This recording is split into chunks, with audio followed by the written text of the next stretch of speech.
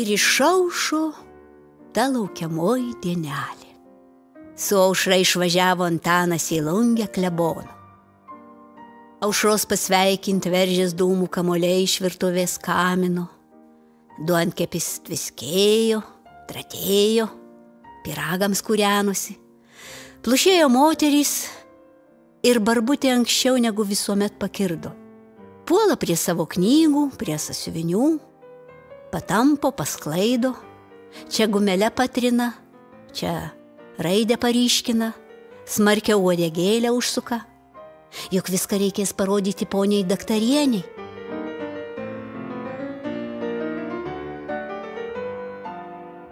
Teta vakar po vakarienės jai galvą ištrinko, sakė šįryt atbėgti į virtuvę. Sviestą muš, nesūdyto, kad pasiimtų galvą išsitepti. Ir plaukams veikia, ir gražiau. Nebus kaip moma papurusią galvą. Kiek darbo. Dėdytė lauktuvių parveš. Bet ką? Ką? Ir šiandien dėdytė išspręs jos likimą, kai tie atvažiuos. Daktarienė turbūt graži kaip angelas, o daktaras aukštas, praplikęs, su raktais kaip šventas Petras.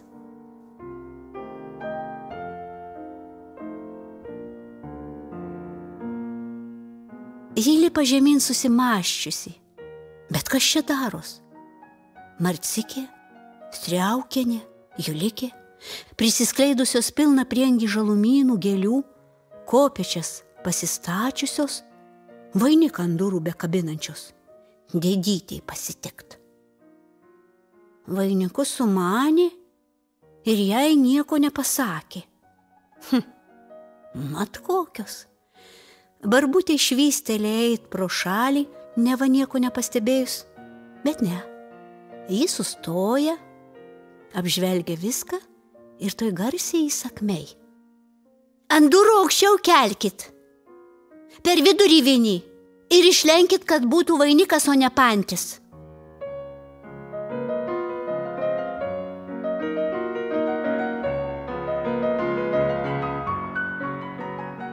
Moteriškos dirbusios staptelėja. Žinom, sako Julikė, o Striaukienė meilikaudama.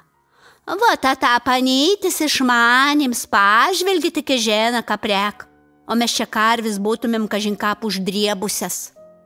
Buketus aš pati padarysiu, tik vietkų gražių, kad būtų. Jis sako vėl Barbutė. Aš tik nubėgsiu į bažnyčią ir greit atgal būsiu.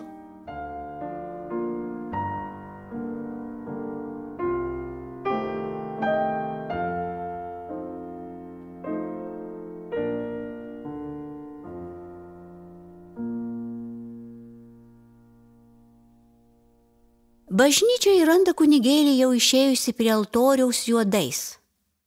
Taip, tai už tuos kaulus gedulingos. 3 grabai ant celūno stokso.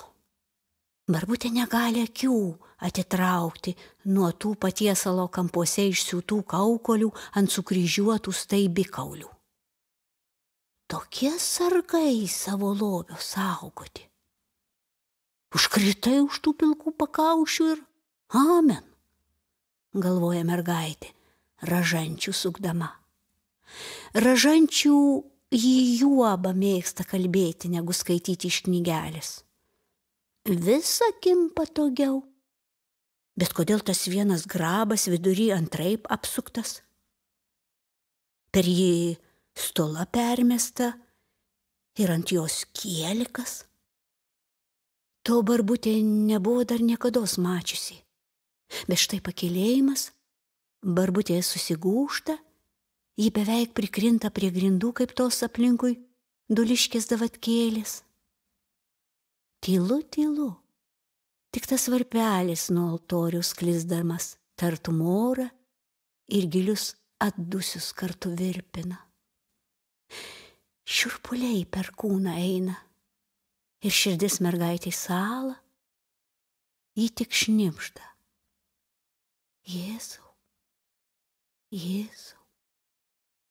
Paskui ji vėl atsitiesia, suspaudžia pirštais poterėlį ir vėl akys prie to grabo su kieliku.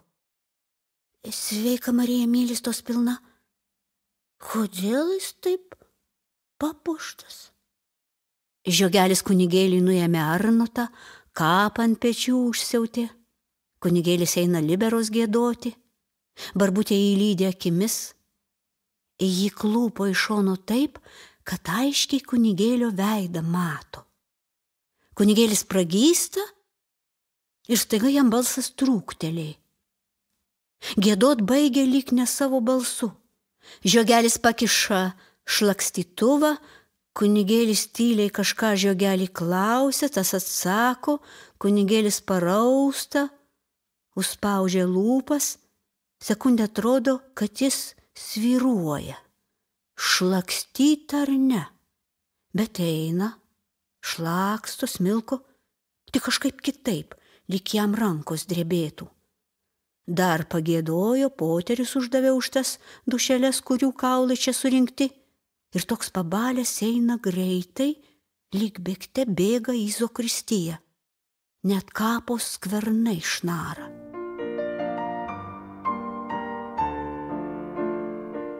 Ak, kad ji būtų girdėjusi, ką ten Zokristijoje kalbėjo. O kalbėjo štai ką. Dar reikia pasakyti, kad Zokristijoje buvo Žiogelis, Striaukas ir Augustinukas. Tas klapčiuks, kur mišioms patarnauja. Kunigėlis tylėjo nuvelkamas, tik iš balto ilgo rūbo išlaisvintas pažvelgė aštriai Žiogeliui į akis ir paklausė. Kas čia per komedijos bažnyčioj? Kas tą vidurinį grabą antraip nepadoriai atsuko? Na, žinau, tarė Žiogelis. O Striaukas, moteriškuosis įneši, moteriškuosis pastatė. Na, jūs čia pamaliavoti esat, ar ką? Puodą su batviniais atneš, ant altoriaus pastatys, Zokristijonui negalvoj. Moteriškosios įnešė, moteriškosios pastatė. Taip kunigėlio kalbant, dar niekas iš bažnyčios tarnų nebuvo girdėjęs. Nebe kunigėlis, tikras kunigas, paraudęs, galvą atmetęs, antakius suraukęs. Kielikas, sakykit, ir moteriškosios pasiėmė. Nuo kada jos turi teisę šventus mišių rykus čiupinėt? O Striaukas, anos tokios provas nator, kas anom daus prova, merguoms, boboms. Kas? Kas padavė Kieliką? Visi tylėjo. O kunigėlis, žiūrėdamas Augustinukui į akis, tu gal snarglę uždrįsai, kad mona Zakristijons pasakė. Tai kodėl tamsta neprisipažįsti? Gražu. Gražu ant vaiko kaltę numest. Aš kunigėlį nagenausa. Tik mesliu, kaip čia pasakyti, kad moteriškuosias. Moteriškosioms tarnauja ir bažnyčiai, smarkiai suriko kunigėlis ir dabar prisimygę žiūrėjo iš aukšto į tą ilganosį mažą žmogelį, kurio kakta prakaitų rasojo ir ypač jam šį kartą jo pavardė tiko. Žiogeliui drebėjo jo plonos rankos ir kojos ir jis nelaimingų balsų tarė. Kas anuom tarnaus, kunigėlį? Fūje, bjaurybės. Tai kodėl tai padarei? Kodėl Kieliką išnevaužijai? Na, žinau, tėvėli dvasiškas, na, žinau. Kaip jiem išnekėti, kaip jiem įsakyti, kad ten kuniga kaulą esuntys. Galva apsisoka. Ir pamislėjau, kad žmonės kataliką būdami parteik metų ba kuniga nabava. Bus koks kunigsai numeris. Va kurgi kitur bus pasilaidojus jie net čia. Tad būsi anuo kaulelę su kitas. O Augustinukas Tas rubuilis Augustinukas savo viršininko ir dėdės padėtį gelbėdamas, tata kunigs pasirodys sapni Marijoną su pilnas parėdas, kap mišių laikyti, į pasisakys vardą pavardį saka, Jūzap Seidrigevičia esu, klebonų dulius buvau, 65 metus eidams pasimiriau, ramybį sakana turėsiu, kol monis antrą kartą nepašeinavos. Kunigišką rek mona kaulelius palaiduoti, į parodys tata Marijoną, katrami grabi anuo kaulą esuntys. Visa tai išpukštė Augustinukas drąsiai, kunigėliui į akį žiūrėdamas, o striaukas dar pridėjo. Seni žmonės kartas prisimen, buvis kada duliaus klebono Eidrigevič. Pašlovins konznačyje.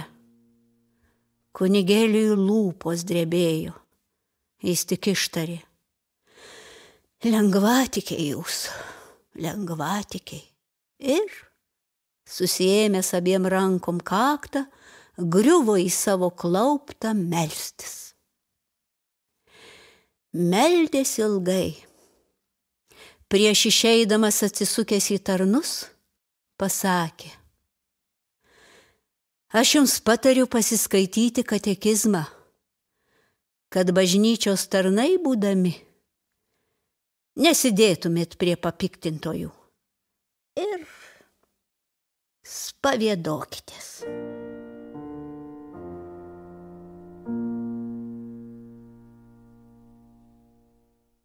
Kai jau kunigėlis, davęs tokį patarimą, peržengė Zokristijos slenkstį, žiogelis tarė lyg tai savo pagalbininkams, lyg tai toms sienoms, po kurias akimis vedžiojo. 15 metų tarnauju bažnyčią šventą. Vo tokių žodžių į savo pardėtinių nebuvau girdėjus, kaip dabar, kad išgirdau parton bjaurybį šventmarį, parton načeistą seilą. Ir veidas jam susiraukė kaip ta kepta ropelė.